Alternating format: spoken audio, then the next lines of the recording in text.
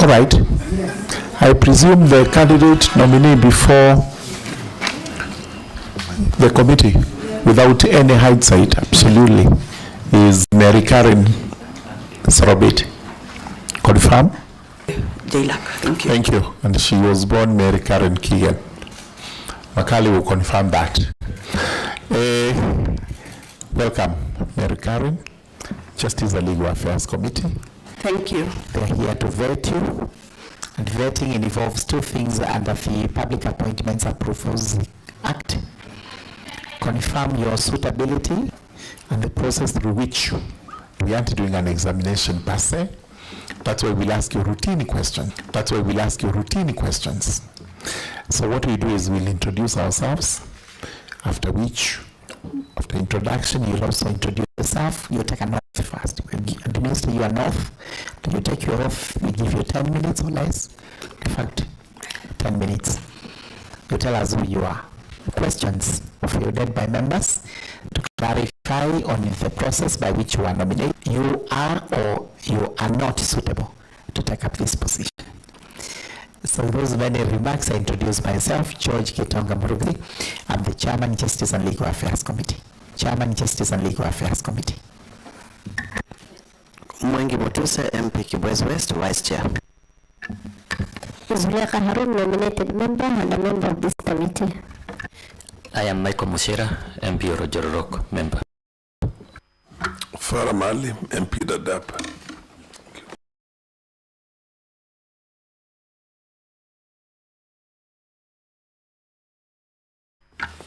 Adam Daoud, Wajir East. Kali, Member of Parliament for Kandui constituency, member of this committee, declare that I know Mary Karen. She was known as Mary Karen Keegan. We shared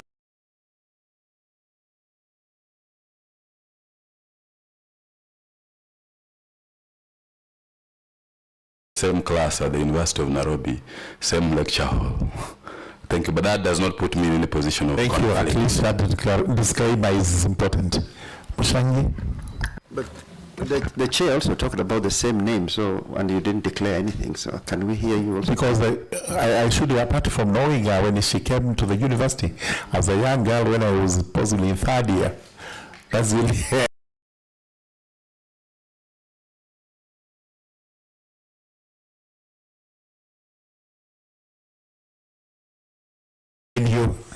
I knew the name. We didn't share a class. But she must have participated in electing me to be the chairman of the Kenya Law Student Society. Thank you. Let's move on. Mushangi. Thank you, Chair. My name is Mushangi Karemba, Member of Parliament for Runyenjes constituency and a member of this committee. Otiende Molong, member for Arieda. We shared the same year, but not the class. That is very true. She must have been, were you A-level? Yeah, I was in the A-level group. A-level group, and Amolo Tiende was in the 844. Good. Senior Moga. The chair, my name is Stephen Mogaka, elected by West Mugrango constituency in Nyamira. I've shared nothing with the nominee. That's a very good disclosure, which discloses nothing. They share the profession, apart from meeting in the courts and everything else. That is the sharing we have. Thank you so much. Secretariat. Thank you, Chair. My name is Peter Chemwana. I'm Director, Departmental Committees. And on my left are members of the Secretariat for the Justice and Legal Affairs Committee. And they consist of committee clerks, legal counsel, research officers, and other administrative officers. Thank you. All right. Thank you very much. Mary Karen, we will now administer an oath to you. You profess your faith, and then swear you.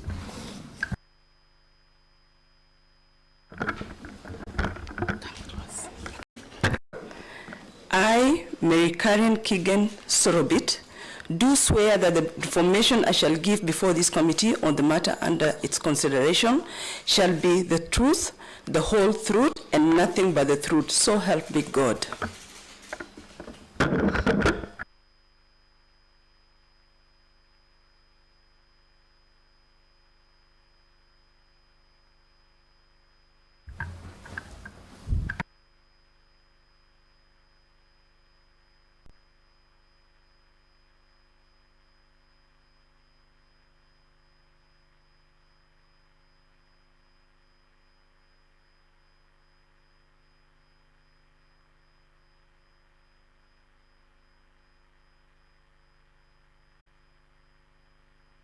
Thank you.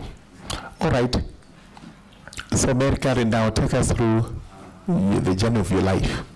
I mean, from which village, all the way we saw you in the university, past the university, all the way up to where you are today, appearing before us for vetting, as it is popularly known, so that we can confirm whether you're suitable or not suitable to become a commissioner of Iebc. 10 minutes. Thank you, Chairman and members of the committee. It's a privilege appearing before this committee. I know it's not a right, and I want to sincerely thank you, and also thank you for the good work that you're doing for Kenya. On the onset, I submit myself 100%. My name is Mary Karen Keegan Sorobit. I was born Keegan, the way the chair has informed. Sorobit is my husband, so that is the acquired name. I was born in Wazingishu County 56 years ago. I went to the local primary school, did A-levels in 1989, and on 27th day of January 1990, I joined the University of Nairobi for a Bachelor's of Law degree as the last group of A-levels. I went to law school, we finished in 1993, but we could not go to law school.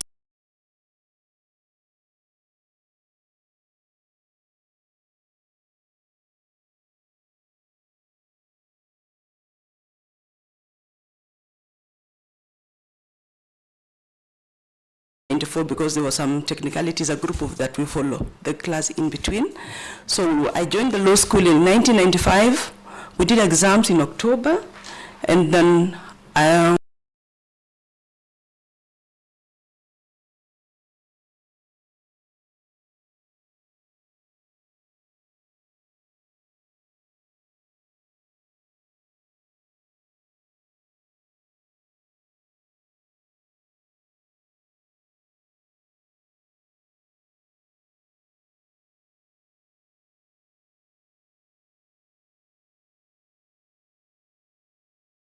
December, and I signed the role of 11th day of January 1996. So I have served or practiced law for 29 years as an advocate of the High Court of Kenya. I'm also a CPAK, a Certified Public Secretary of Kenya. Chair, from the time I left the university, I started practice. I practiced law locally in the firm of Kibet and Company Advocates. I moved to corporate in Eldoret. They call it the Bullet Factory, but it's Kenya Ordnance Factories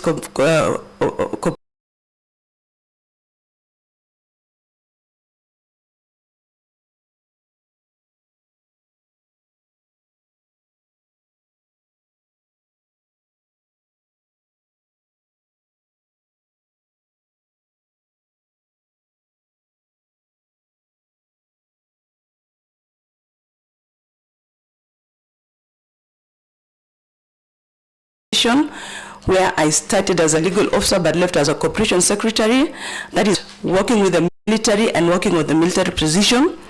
I came back to Nairobi in 2003 when I got married, and I started working in the firm of Robson Harris.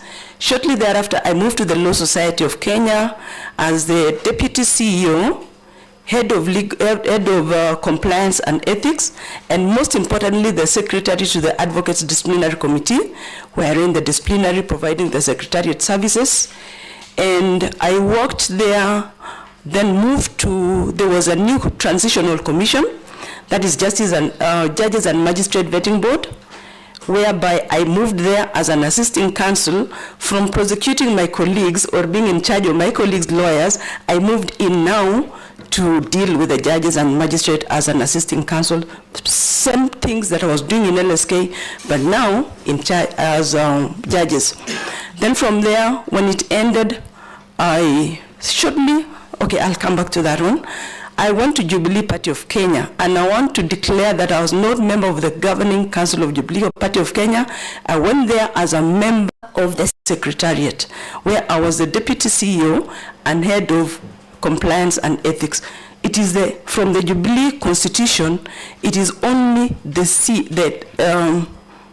ED who is member of the Governing Council. So that was our boss. I worked there in Jubilee Party of Kenya until 2021 when I moved back to practice. In between, I've had some tour of duties. I was in the board of Kenya National Highways, in Kenya National Highways Authority, that's Kenya, for a period of 6 years, representing the Law Society of Kenya. I was a nominee of the Law Society of Kenya, whereby I was also the chair of Audit Governance and Risk Committee for a period of 6 years, where I discharged my duties. And I was also a member of the Iebc selection panel. That is in 2017. The 2017, one of the former commissioners. Currently, I'm in practice. I think, in short, that is given the time. Yes. Thank you very much. I think that cuts it. You've been all over. You've done everything with everybody. Now, these members have a few questions to ask you. And who starts? Honorable Dawood. Chair, thank you very much. The nominee said that she was a Deputy Executive Director for Jubilee Party. I am actually a member of Jubilee Party. I've been elected through that party. Madam Sorobit, if you look at Article 88, I know you kind of answered it, but I have to ask the question. Article 88 of our Constitution, 88, 2A, Roman numeral 2, it says that a person is not eligible for appointment as a member of the Commission if the person is a member of a governing body of a political party. You reference the Jubilee Constitution, which unfortunately none of us has. We will look at it much later, but right now we don't have it. Now I want, if you are familiar with that Constitution, were you, as a Deputy Executive Director of Jubilee, were you a member of Jubilee's Governing Council? Out of that, anybody else who has a question? Honorable Farah.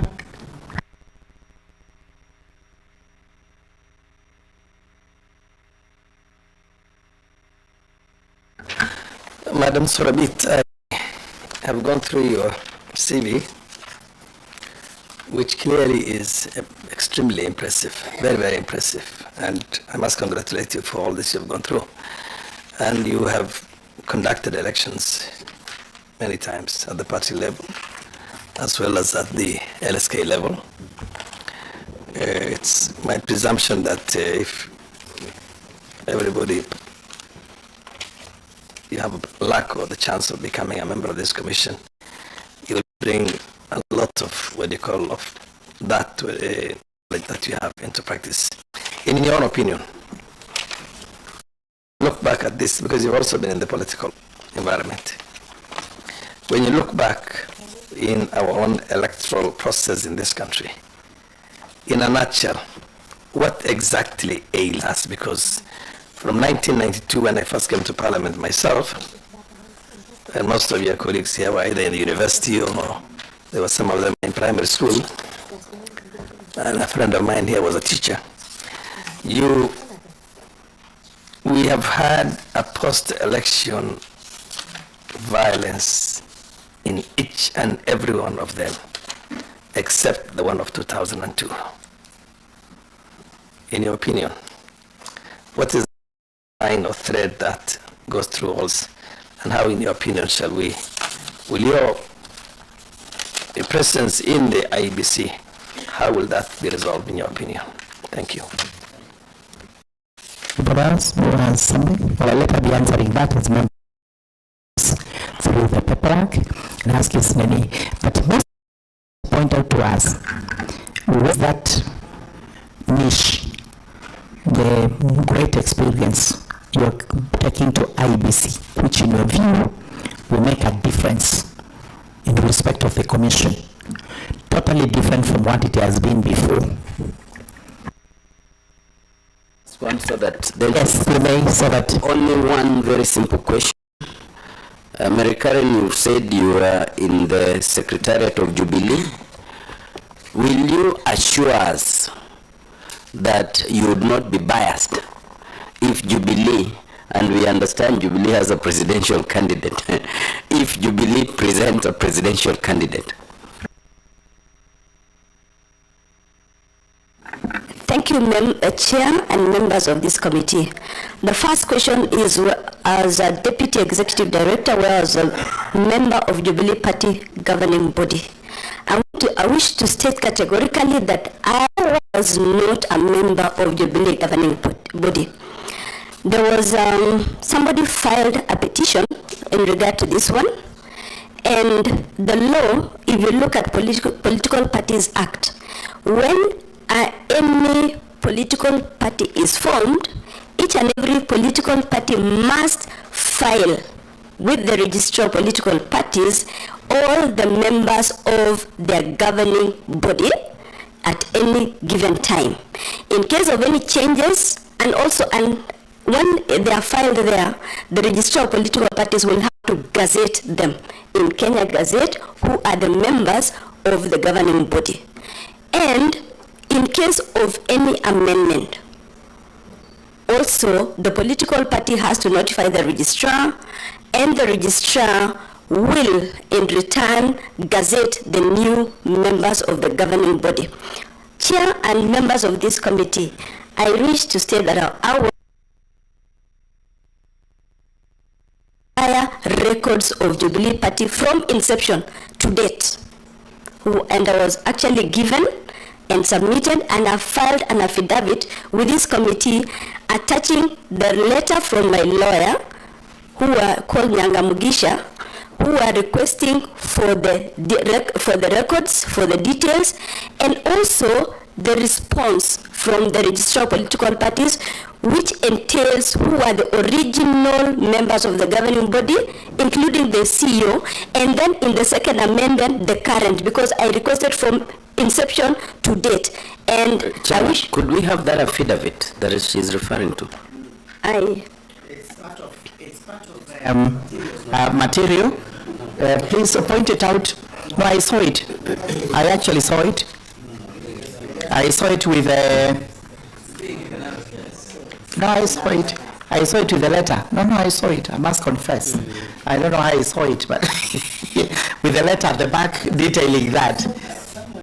No, not somewhere else. Just here. But remember, I also saw the petition. I may not have seen the response, but I remember seeing this. Yes. You have it now. I want to state that I received the invite together with the allegations or the petition against me on the day before yesterday around 8 p.m. So yesterday morning now is when I did the affidavit and submitted here in the afternoon. That is the best I could do. So I have attached the details showing clearly the initial one, and then when the Jubilee did changes, they were also gazetted, and the current. And you can see on the table there is the list of who was the initial ED and the current ED, including the gazette number of the gazette notice. And I want to state clearly that my name is not there as an executive director. So I want to state and may it go on record that I was a technical staff of Jubilee Party of Kenya. Chair, allow me to tackle that with the question of my colleague Otiena Molo, because it is counter-related, so that I don't come there. I want to say that I'm no longer a member of Jubilee Party of Kenya. May it go on record. So I will not even be biased on in favor of Jubilee. And even if... Are you a member of any other party then? Yes. I'm the member of UDA. You are a member to UDA? I'm a member of UDA. Okay. It's good to declare. When I left Jubilee in 2021, I was for a period, somebody can do a search, it's a public domain. Then I joined UDA later on. I personally, I will not be biased, as I've worked. If you go on my track record, from the time I worked in LSK, from the time I worked in vetting board, I have never been biased. Even in Kenya,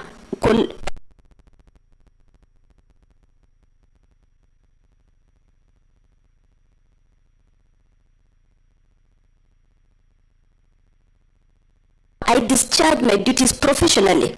And I want to believe at any time, at any point in time, each and everyone here must have interacted with a party. But when you are dealing, if I find favor, the client is Kenya, and Kenya comes first. And you have to discharge your duties according to the law and the written solution, because you owe, I personally owe a duty to Kenya, and I'm accountable to Kenyans at large. Of course, through JLAC. JLAC is the one which will be supervising me. The question of Honorable Farah, elections, what ails us? I've been in political party, and I actually conducted election nominations, Jubilee Party nominations, and that is 2017. From the time we did the elections, we went to the Jubilee Party tribunal. That is because you must clear the internal mechanism first of all before going to PPDT, all the way to Supreme Court. Actually, at the end of the day in 2017, I saw 247 affidavits, including the petition in Supreme Court. My affidavits were 5. And what ails us as Kenyans, I think, in my own honest opinion, it's perception. We don't accept laws. It is very difficult for, at the end of the day, there has to be a winner and a loser. From the time, even when you are studying from the political party, even when somebody loses there, does not accept defeat, and they will even jump ship, go independent, so it is perception, and we really need to deal with issue of perception, and we do a lot of civic education and stakeholder building, and this one even the parties themselves can help us by informing their candidates that at the end of the day, even if we are 5, one will win, not all of them, because the slot is only 1. And when somebody loses, goes back to their supporters and tell them to Libiwa, which sometimes, honestly, when you go through them, it is not a question of kuibiwa. And if we do civil education, educate Kenyans and tell Kenyans, please, if your person or supporter loses, even if they normally bind themselves that they are going to support the winner, we need to effect it. I don't know how, but we're almost there, but we need also to go further. Kuanga kuibiwa. Is it a reality that sometimes the results may not be as good as they should be? That there is an element of cheating and fraud? Is it common, or does it happen once in a while? Let me talk from the experience that I did personally at hand at the Jubilee Party. If you do proper nominations and do proper civic education, and each and every person, because you know, as a candidate, you have even your agents, and you train even your agents on how they are going even to guard your elections. Sometimes hakuna kuibiwa. It might be perception. That is me. And as an umpire, you will stand there and supervise them. And even give an example. When you are doing the Jubilee Party election in 2017, there was this member of the county assembly who definitely had lost. And when we were doing the appeals tribunal, he comes to me when I was in my office and gives me his Form 34A. According to him, I need to give him certificate because he had lost, he had won, yet I've given certificate to the other person. When I look at the Form 34A, it had been, they add a 0, somebody adds a 0. You know, when you add a 0, it makes a total difference. And even that time, at gunpoint, he gave me, it was 2 a.m., and he brought, and he told me, you know, these ones, they are not toys, they are guns. You give me a certificate or not, but there's always God. Something, when you are doing something, somebody comes in. Mary, Chairman, just to ride on that question. Mary Karen, are you saying there are no instances of election irregularities in Kenya? What I've said, thank you, Council, thank you, Honorable Mheshimiwa. What I've said, I'm giving my experience. I'm not talking outside there. They may be there or there, but I'm talking about my experience. When I say about my experience, I'm not ruling out outside, because the allegations, But have those allegations been proved? And that is why there is always the court to verify. And whenever I want to believe if there was malpractice, the courts will always nullify and you'll go back to election. Just through the chair again, just on that point, have you not had instances of the courts saying the elections are not free and fair, there was ballot stuffing, there was bribery, there was voter manipulation? Are those not irregularities? Yeah, before she answers, let me also give a bite there. Is it not a presidential election of a Jubilee candidate that has ever been nullified in this country by the courts? So how can she say that the irregularities are out there? Because that is on record in this country. Right. Just respond to that in your opinion. I have said whenever the irregularities the court nullified. That was my answer. Meaning, when there is irregularities, that is why we have to court. And even the Jubilee Party election was nullified because the court found that there were irregularities and it was nullified. Even we've had not one instances, even for the Member of Parliament, MCAs, in which personally I've litigated using my affidavits. And they're nullified and we agree and we move on. So it exists.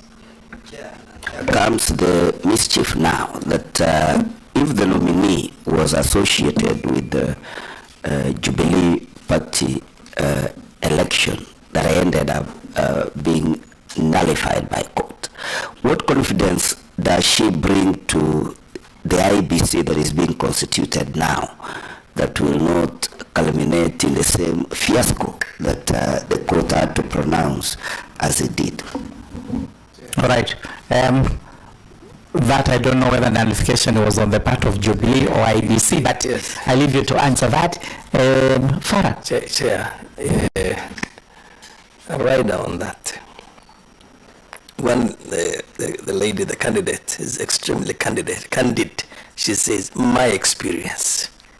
And that basically refers only to the elections that she took part in. But having said that, Madam Sorobit, election riggings have happened in the past at the national level, at many other constituencies. I'm actually impressed and glad that whatever you conducted yourself as always. And that is usually proved by or demonstrated when somebody jumps ship and becomes independent and wins to the landslide, which means that the previous election itself, or the nomination elections, was basically flawed. But I also understand that anywhere else, party elections are very private matters. My belief on that is very different from what generally happens in the country where people go to litigations on party matters. Party is a private organization, and if the leadership of that party decides on somebody who's going to be a loser, that party loses at the end of the day and does not ascend to power. So, but having now had your own experience, which I want to believe that was very, very good, and the passion with which you speak with, I'm convinced that you did a lot of very fair, free, and credible elections. How do you intend to cascade that into the national elections? Because the national elections, where different parties were running for the presidency, and even at the parliamentary levels, for the longest, have never been free of rigging and manipulations. Thank you. Yes, you may take those answers in conclusion so that we do the final bit. Thank you, Chair. On the issue of the Jubilee election which was nullified, if you read that ruling, there were several other issues not part of the party, and it does not personally affect me, and I was not even mentioned as a party. The irregularities were wide, and even several recommendations were given, and most of it I think was on the part of Iebc, not Jubilee Party. Thank you, Honorable Farah. In Iebc, when I reach there with my expertise, I intend to, first and foremost, I think even we need to start with the proposal on the audit of the last elections. It will tell us where we are, what went wrong, and how we can improve. Because when you do that one, you'll be able now to know clearly where we are going. And I promise if cleared by this committee, I'll be a neutral umpire, and I intend to do my best to deliver credible elections to this Kenya. So when you do that audit election and you see what needs to be improved, that's the first and foremost. Second, then again, we need to build consensus and do a lot of civic education to inform Kenyans. And also, I think if I'm successful, we also need to start by from the boardroom and requesting the chairman to do the gazettement so that we do voter registration, because it ought to be continuous, because that is also another way of securing Kenyan rights, because we have a lot of even like the young people who need to also to register as part of election. So those are the things. So that's another thing I'm bringing on my expertise. Even on issue of delimitation of boundaries, we're already too late. And I've not been asked, but on my take, I also think that's an expertise I want to bring. In my own view, we are late. Should have been done by 24th of March this year. I think we need, through this committee, to do parliamentary process and amend Article 89 to allow to allow enlargement of time so that we can do voter registration. So those are some of the things I'm looking at. Can I invite you the last one, please? Now that she has mentioned that we have very many young people who are not yet registered so as to participate in their constitutional right, can the nominee explain to this committee how you are going to convince the young people to rally behind you, yet they are not going to be represented in the commission, and you know too well that in this country we have now the highest population being that of the very young. How are you going to onboard the young people, given that even in the list of the nominees we do not have a young person representing them? Yeah, not only young persons with disability. How are we going to look to the world when young persons are not in the commission, as well as persons with disability? All right, you may give your opinion regarding that. Young persons includes people of how many years? 35 and below. All right. Thank you, Chair. My take would be this. Trust is not something that given. It is built with time. And also it's the way you conduct yourself or discharge your duties is when you can win people's trust. When I reach there, if I'm successful, you need to build trust of the young people and see actually that I do matter and represent them. Come up with programs that it will entail them with the young people. When you're making any decision, include them, the young people. Although sometimes it might be difficult to now get, because they need also to have a structured way of engaging the young people. Maybe like in the political parties, they normally have the youth wing. So maybe you can have something like a caucus or that you use to engage the youth, so that you have structured them of way of engaging or dealing with the youth, so that when you're making any decision, do stakeholders engagement with them. But again, when you're doing stakeholders engagement, let's have a structured way of engaging these youth so that you work with them, you onboard them. At the end of the day, even the policies that you're going to make, at the end of the day, they will see that that you are with them, and that is how you can build trust, because trust is built with time. I cannot say today I'm going to build trust today, you trust me, but it's my actions which are going to show that actually I am carrying with them. PWD,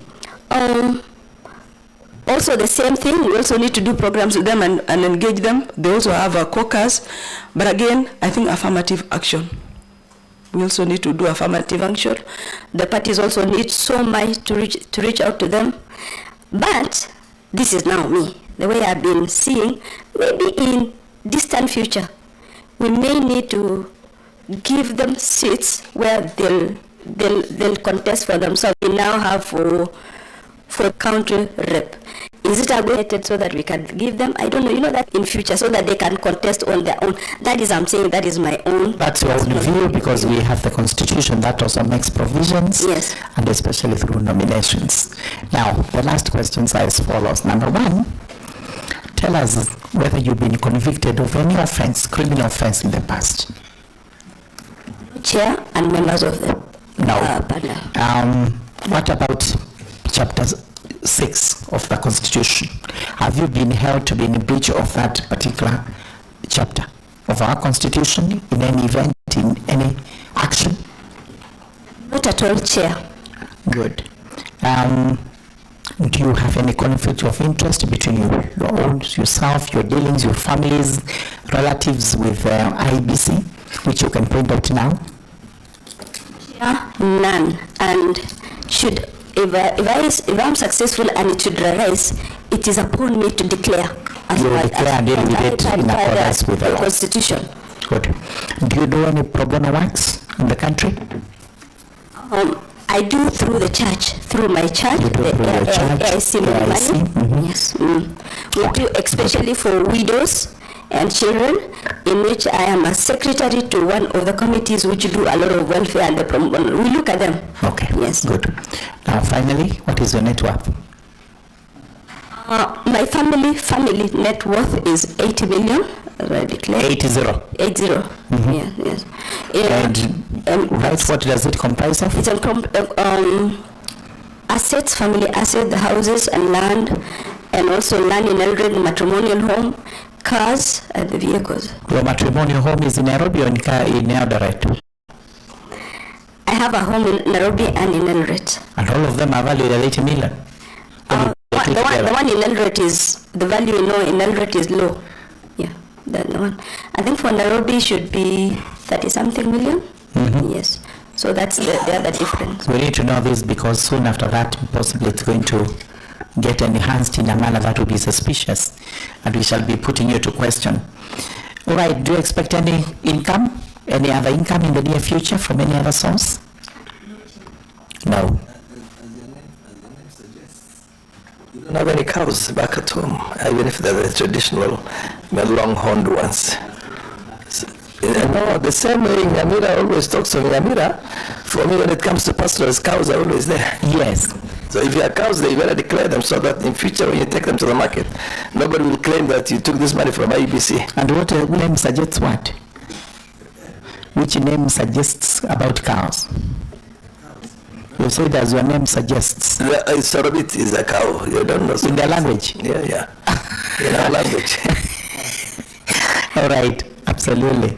I have cows, they're like 5, but not because my land is small. And that is why you get the values kidogo. Right, we've had you. Okay. That question, very current, you are not practicing.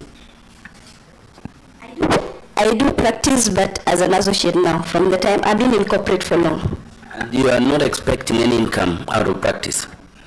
As an associate, when you leave, you leave. I'm not ashamed. Yeah, it's just a possible salary for 1 or 2 months. That's the end of it.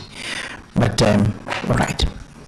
All right, associate. Thank you. Mary Karen, thank you so much. I think we will close at this. Do you have anything else to ask this committee to do for you? What is your prayer to us now? How do we deal with you? Thank you, Chair. My plea is that you find me favorable, but I leave that to the commission, to the committee, and I promise to discharge my duties independently the way I've been working, from all the way my track record from LSK, even changing the election of LSK from the ballot to the current one. It was me. I'm the one who did it. From the one who used to carry the letters, the current letters. And so I promise to continue working the way I've been working. And one last thing, this committee is doing a lot of work. Thank you. Very good work for Kenya. May the Lord bless you. Thank you very much. We extend the same blessings to you. We will make a decision, take it to the House, and the House will decide whether to approve or not approve you. But we have heard you to the fullest. Thank you very much. You are discharged. Thank you very much. Give Mary Karen our documents, original documents. Make sure nothing is left behind. so that we are not accused of having hoarded our documents to our detriment. Honorable members, we will have a short break of 45 minutes. 2:45, we have to be back. 2:45 o'clock.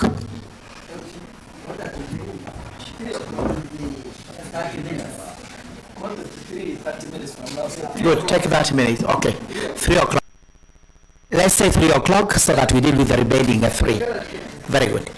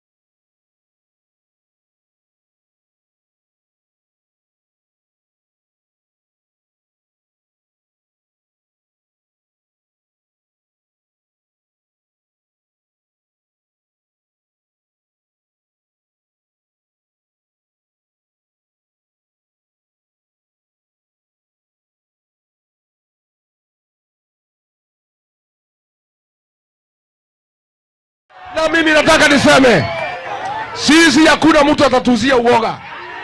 Wewe kama unafuata Ruto, anakupatia pesa ndogo kuuza jamii, ushindwe. Tuwaende wasiende, inyuwe murendia rurere, mukendia rurenda cianyu, mumaga Ruto thutha, mukenda muheo mbeca, muke mukunyanira rurere. Ate we urawe mheshimiwa, uratuma atake hate muke mahuri atimia na ndungiconoka. Mureciria Ruto akumutwara ku? Mukwenda muthame mugaceria kura Sugoi, neguo waende Sugoi wasiende?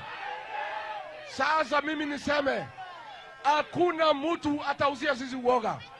Na wale vijana wetu nataka kumuomba, ndrenda kwira ciana citu, ndamuthaitha ndeitha wanyu, mutikatherwo kuhura ruriri. Arudi asirudi, arudi asirudi, anaweza hawezi? Haya mheshimiwa.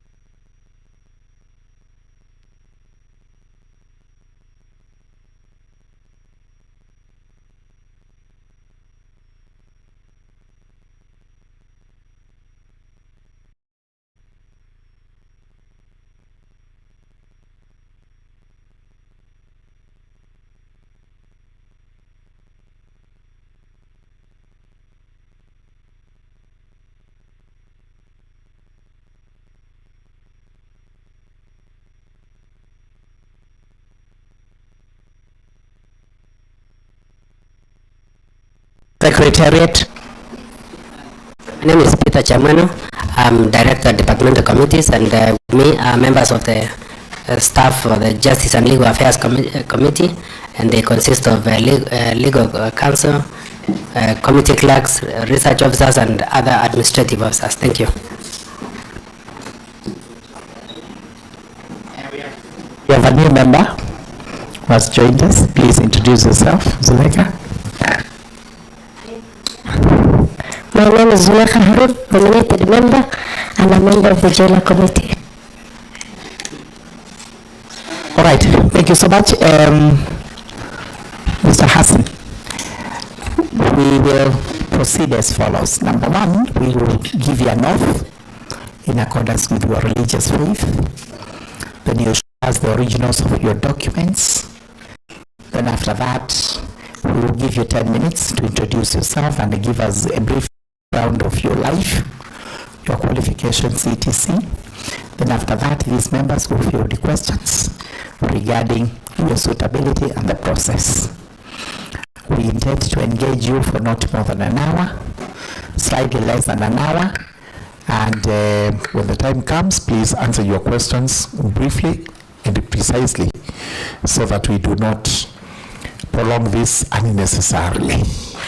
So as we have the Quran ready and the oath, Vice Chairman has come, he will have to introduce himself.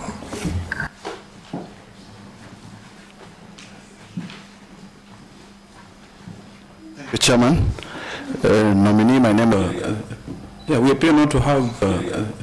We appear not to have.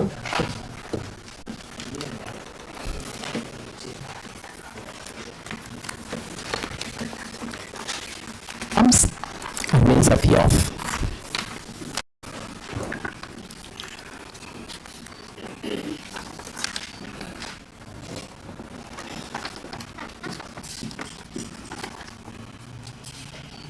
I, Hassan Nur Hassan, do swear that the information I shall give before the committee on matter and Thank you very much, Mr. Hassan. You may now sign the oath.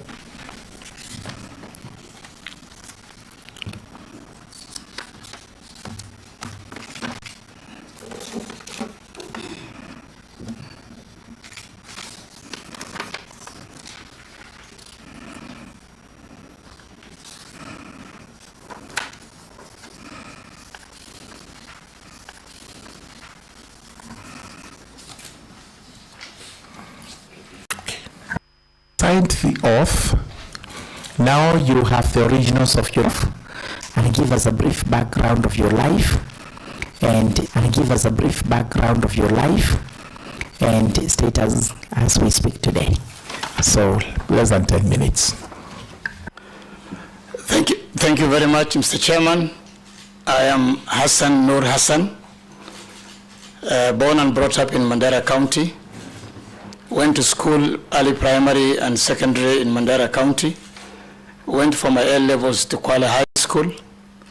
After that, I joined University of Nairobi, and I had the honor to join the public service immediately after I left the University of Nairobi, and got recruited as a district officer, became a DO in many parts of this country, became a DC in many parts of this country, became a provincial commissioner in Rift Valley, Nyanza, and Western. After that, I came back to Nairobi at the headquarters. I served in the ministries of local government, planning and devolution, in the Ministry of Water, as a deputy secretary, as a director administration and secretary administration. After that, Mr. Chairman, I had the singular honor of seeing the restoration of the Kenya Water Towers as the chair of the secretariat responsible for restoring the water towers. From there, I exited as my last station in public life. Thank you. That was quite fast. Good. I think that captures it all. We will now open it up for members to ask questions. Start my. Yes, I'm told to start from my nearest right with the Honorable Zuleika.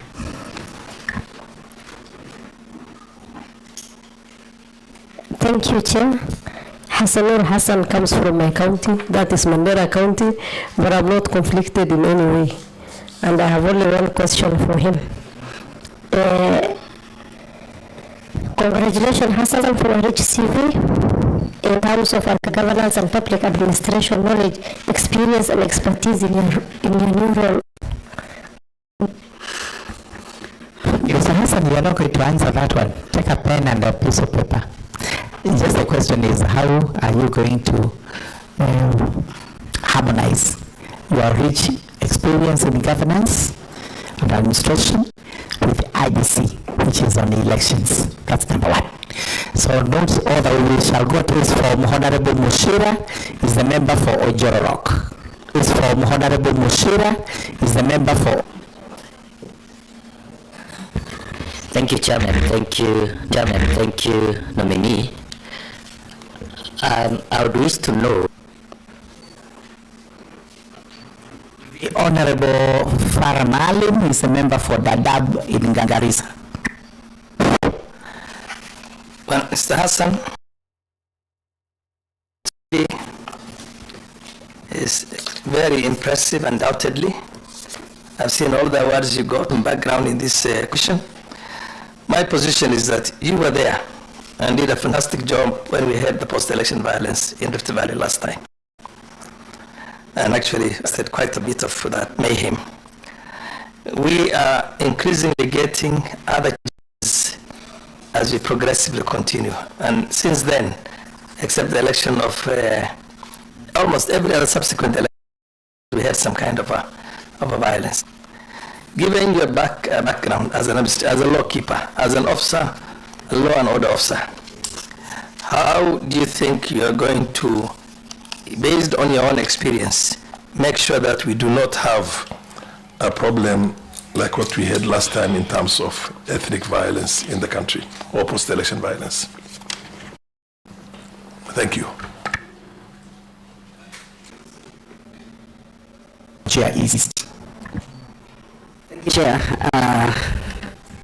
I'll also say that I'm known to Hassanur Hassan, but I do not have any conflict of interest. My question, Mr. Hassan, is you're aware that there is a lot of petitions that have come to Parliament regarding your conduct, your person, and one of them is whether you are eligible to be a commissioner in the Independent Electoral Boundaries Commission. And the people who have written to us are citing articles of the Constitution, specifically Article 88(2)(a) of the Constitution and Article 88(2)(a)(2) of the Constitution. The first one is about whether you have stood up for election in the preceding 5 years. And the second one is whether you are a member of a governing body of a political party.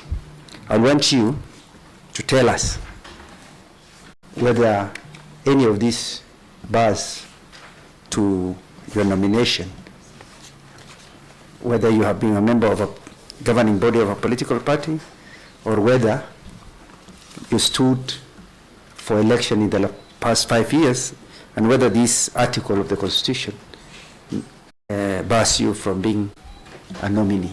Thank you, Chair. Yes, the next one is Honorable John Makali, Kandui constituency. Thank you, Chair. I have looked at the CV of Nur Hassan, the candidate, and you have a career in the provincial administration. And I'm looking also at our electoral history. When Kenyans were promulgating the 2010 Constitution, Kenyans had a lot of issues with the provision. It needs to be restructured. Some had even said it needs to be done away with altogether.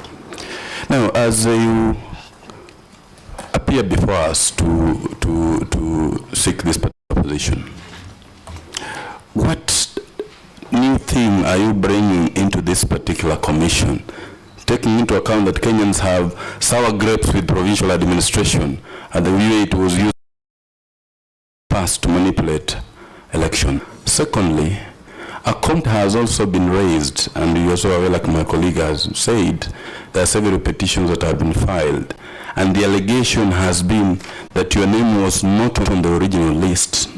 It was... Ameharibu uchumi. Ndio hii Kenya irudi laini, lazima Kasongo afanye nini? Aende asiende? Aende asiende? Wangapi wanasema Kasongo aende, Kasongo aende, Kasongo aende? Wewe ngozi vijana hapa ati wakuje wapige akina mama, ni ujinga si ujinga? Ni ujinga si ujinga? Wale mko kwa UDA mkae huko na Kasongo, si ndio? Msikuja kuharibu mkutano wetu, mkae huko na Kasongo. Wale ambaye wanataka kukaa na Kasongo wakae na Kasongo kwa UDA, si ndio? Hii ni pahali ya DC. Mnajua chama yetu inaitwa nini? Inaitwa nini? Alama yake ni gani? Harambee. DCP. DCP. Nyene kuna jugia atiriri. Nituracoroka muno. Atongoria aitu ara maceraga na Ruto. Makerwo marehe ciana citu cio kaihuri atimia. Nigicoroko kati gicoroko. Nigicoroko kati gicoroko. Turare ikamba na gotire muikamba ongetikira guthii guikia mahiga kuri atongoria. Gotire muikamba ongetikira kuhura atimia. Inyue mwendereria rurire kwi Ruto. Mwatwendirie na cianyu Ruto amuhuthagira tanga chibo. Ate we uraheo mbeca ni Ruto. Ate ugire na kia Ruto ate oke mahuri atimia. Achoroke kadara achoroke. Achoroke kadara achoroke. Na mimi nataka niseme sisi hakuna mtu atatuzia uoga. Wewe kama unafuata Ruto anakupatia kuuza jamii, ushinde. Ashindwe asishindwe. Ashindwe asishindwe. Muko na biashara na UDA. Muko na biashara na Ruto. Wale wasaliti ya jamii waende wasiende. Wale wanasaliti nyumba yetu waende wasiende.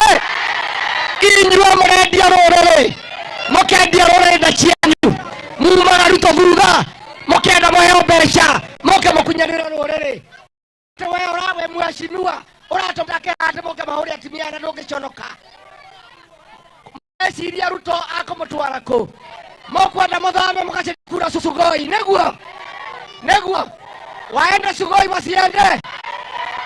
Sasa mimi niseme hakuna mtu atauzia sisi uoga. Na wale vijana wetu nataka kumuomba. Ndenda kwera ciana cito.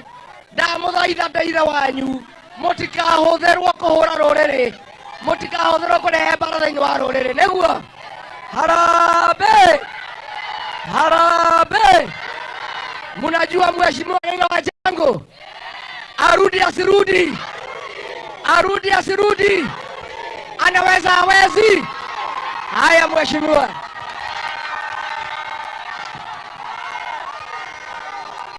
Nikisema harambee mnasema one time harambee.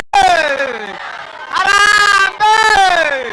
Harambee. Makongeni Jango Wamonyoro Watu wangu, mimi nawapenda kutoka ndani ya roho kabisa. Na hawa watu wanafikiria sisi ni waoga. Walete kamutu kamoja hapa karushe kitu hapo. Tunajua kuna watu wanarushiwa viatu. Sisi sio wale wa kurushiwa nini? Sisi sio wa kurushiwa nini? Na tuko na hii jeshi yote nyuma yetu. Wacha niwaulize watu wa Makongeni. Wakati Jango walikuwa barabara zilikuwa zinanyooka. Hata hii tumekanyanga ilikuwa imenyooka. Ile ingine engine ilikuwa imenyooka. Hii bypass ilikuwa imenyooka. Ingine ya Broadway ilikuwa imenyooka. Tu barabara kwa ndani tulikuwa tumenyooka. Mashule ilikuwa imenyooka. Mashule 53 tukatengeneza, mnakumbuka? Alafu tukaweka maji kule Katwanyaga, mnakumbuka? Tukafanya kazi. Nauliza, kwani kuliendaje? Kakwa dhiriatea. Kakwa nyitanile.